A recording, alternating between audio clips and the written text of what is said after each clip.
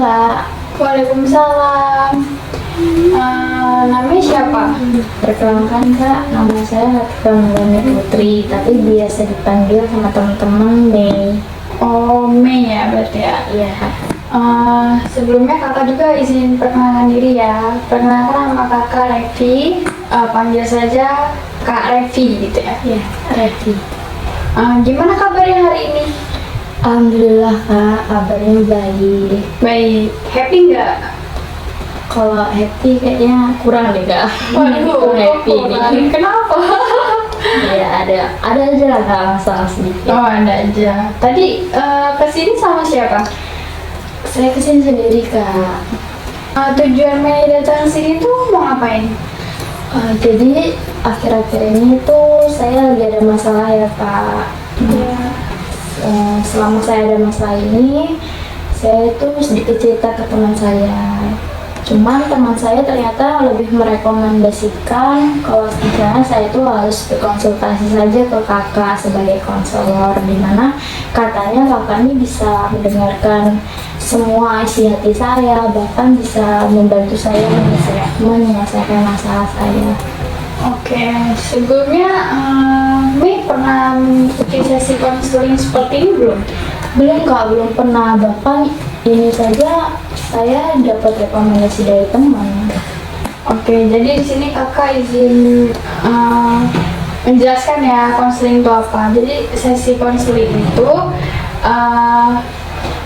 upaya yang diberikan kepada konselor untuk konselingnya itu seperti ya, untuk menangani permasalahan yang sedang Mei alami. Di dalam konseling itu juga memiliki beberapa asas. Yang pertama itu ada asas kerahasiaan. Jadi saat Mei menceritakan permasalahannya Mei, kakak pastikan itu akan terjaga dengan baik. Selanjutnya itu ada asas keterbukaan. Jadi saat Mei bercerita dengan kakak, Mei harus dengan keadaan yang terbuka, jujur, gitu, mengungkapkan segala perasaan yang Mei alami. Selanjutnya itu ada asas kesukarelaan. Jadi Mei datang ke sini tuh tanpa ada paksaan dari orang lain gitu. Mei datang ke sini ada rasa keterpaksaan atau tidak? Enggak sih Kak, mau Mei sendiri sebenarnya. Oke. Mei sekarang sudah dalam keadaan baik-baik saja atau ingin berubah posisi tempat duduk atau? Enggak sih Kak, saya udah nyaman, duduknya juga udah nyaman kok. Oke, sudah ya. Kita mulai sesi konseling saja ya. Iya Kak. Apakah sudah siap? Siap Kak. Oke. Sebelumnya kakak mau tanya, permasalahan apa sih yang Mei ingin ceritakan dengan kakak? Jadi aku tuh baru sadar ya Kak, kalau misalnya akhir-akhir ini tuh aku lebih boros gitu. Bahkan pengeluaran aku tuh lebih besar daripada pendapatan aku gitu Kak. Boros itu Mei beli apa aja kalau misalnya boleh tahu? Apa hal penting semua yang dibelikan? Ya kalau dilihat sih ya Kak, kalau dilihat dari kebutuhan, ada barang yang saya beli dari kebutuhan, tapi ada juga hal yang nggak penting tapi saya beli gitu Kak. Kenapa Mei beli? Kan itu tuh nggak terlalu Mei butuhkan gitu. Iya. Saya berpikir kalau misalnya saya tuh bakal ngebutuhin ini di waktu yang tepat gitu Kak. Ada waktunya aku butuhin ini, jadi aku belinya sekarang gitu Kak. Dan aku pun suka sama barang itu, jadi aku beli. Tapi bukannya Mei harusnya memprioritaskan hal yang Mei sedang butuhkan sekarang? Kan kita juga nggak tahu ya kalau misalnya barang tersebut itu kita benar butuhkan atau enggak nantinya gitu. Iya sih Kak. Tapi setiap aku ngelihat barang-barang yang bagus tuh kayak pengen beli aja gitu loh, dan nggak pernah kepikiran kalau misalnya uang aku bakal habis kalau aku bisa belanja terus, tuh nggak pernah kepikiran. Pokoknya aku belanja terus di pikiran aku tuh cuman ada kayak uang itu bakalan ada walaupun siapapun itu yang ngirim gitu. Tapi orang tua pernah marah nggak? Kayak ngomong, kok cepet banget sih habisnya gitu. Padahal belum sesuai tanggal gitu. Iya suka pernah orang tua tuh ngomong seperti itu, bertanya kan kalau misalnya kok uangnya belum udah habis sih, belum waktunya padahal kan. Dia tuh kak aku bingung, iya juga kata aku kan, ternyata pengeluaran aku banyak juga bulan ini gitu. Terus aku juga bingung kak, misalnya kalau misalnya uang aku udah habis belum pada saatnya gitu kak, apa yang akan aku lakuin? Di situ aku bingung banget kak. Aku bisa sampai nahan makan, nahan nggak beraktivitas itu di luar, cuman untuk itu tadi karena aku nggak punya uang kan, jadi aku diem aja kadang di kos. Oke, kakak mau tanya ya. Sebelumnya cara memanajemen uangnya Mei seperti apa sebelumnya? Kalau Dengan cara apa maksudnya? iya, kalau untuk awal-awal itu ya kak, tadi ya kan saya baru-baru ini kan memakai transferan bulanan gitu kak. Nah, awal-awalnya itu saya bisa manage kayak dibagi gitu kak, untuk bayar listrik sekian, untuk bayar kosan sekian, untuk bayar kebutuhan pokok sekian, itu aku bisa kak, bisa yang memisahkan itu semua. Tapi seiring berjalannya waktu nih kak, saya bergaul dengan teman-teman yang lebih banyak lagi, wawasan saya semakin luas itu kan. Juga nih kan pertemanan saya nggak cuma di kampus-kampus aja gitu kan, saya udah kemana-mana sekarang. Nah di situ saya mulai nggak bisa manage keuangan saya. Kadang apa yang sudah saya targetkan sebelumnya itu saya ambil gitu kak, sedikit. Jadi lama-lama kan karena misalnya saya ambil uang jatah per posisi itu kan saya ambil gitu kak. Jadi lama habis gitu ya? Iya. Oke. Berarti tadi kan Mei bilang bahwasanya Mei sudah banyak relasinya gitu ya. Apakah menurut Mei ya, kakak pengen tanyakan, relasi itu mempengaruhi? Iya kak, mempengaruhi banget kalau menurut aku ya. Karena gimana ya kayak kalau kita lagi ngumpul gitu kan, apalagi ngumpulnya tuh banyak orang.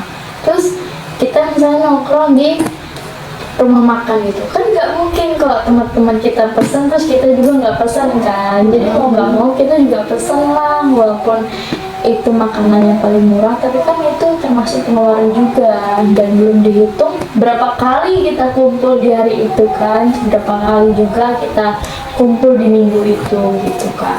Oke.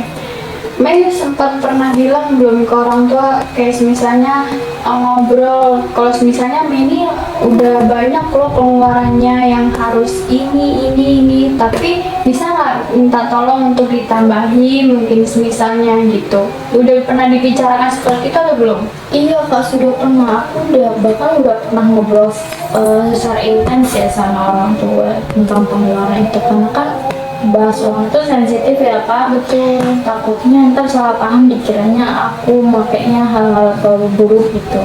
Nah aku pernah ngomong ke orang tua kalau misalnya semakin aku naik semester itu semakin banyak pengeluaran aku gitu kan. Bahkan sekarang untuk bensin pun semakin banyak gitu jatahnya kan, karena memang kesana kemari gitu kak. Tapi ternyata respon orang tua tetap aja nyalain saya, karena di situ saya yang ngelola uang kan. Di situ saya yang salah, menurut mereka saya itu tetap aja salah karena nggak bisa memanage keuangan gitu. Udah dikasih uang segitu, kenapa kamu nggak bisa manage keuangan dengan baik gitu. Bahkan orang tua saya juga sempat membanding-bandingkan saya dengan teman saya gitu kak, dimana teman saya ini yang nggak mau bergaul, nggak mau keluar, introvert gitu lah kak. Nah sedangkan saya ini kan kemana-mana ya kak, masa dia dibandingkan dengan teman saya yang seperti itu, pasti beda dong pengeluarannya ya kan. Betul. Oke, dari cerita Mei tadi itu kan ternyata banyak banget ya faktor yang mempengaruhi Mei itu nggak bisa manajemen dengan baik. Mungkin dari faktor internal dan eksternalnya. Nah sekarang kakak mau tanya, Mei ada nggak sih cara atau alternatif untuk Mei itu memanajemennya dengan baik gitu? Ada nggak? Ada sih Kak. Sebenarnya tuh saya juga ada keinginan ya Kak untuk kayak berubah gitu. Udah mau boros gitu kan. Pengen kayak hemat gitu. Terus saya juga pernah sih kepikiran kalau misalnya tuh saya tuh harus lebih tegas lagi sama diri saya gitu. Terus tegas juga sama ke orang-orang di sekitar saya gitu kan. Juga saya harus kembali lagi membuat apa ya kayak schedule pengeluaran gitu kan, biar pengeluaran saya tuh lebih terstruktur lagi gitu loh Kak. Itu sih, tapi sampai sejauh ini saya belum berani untuk memulai itu lagi.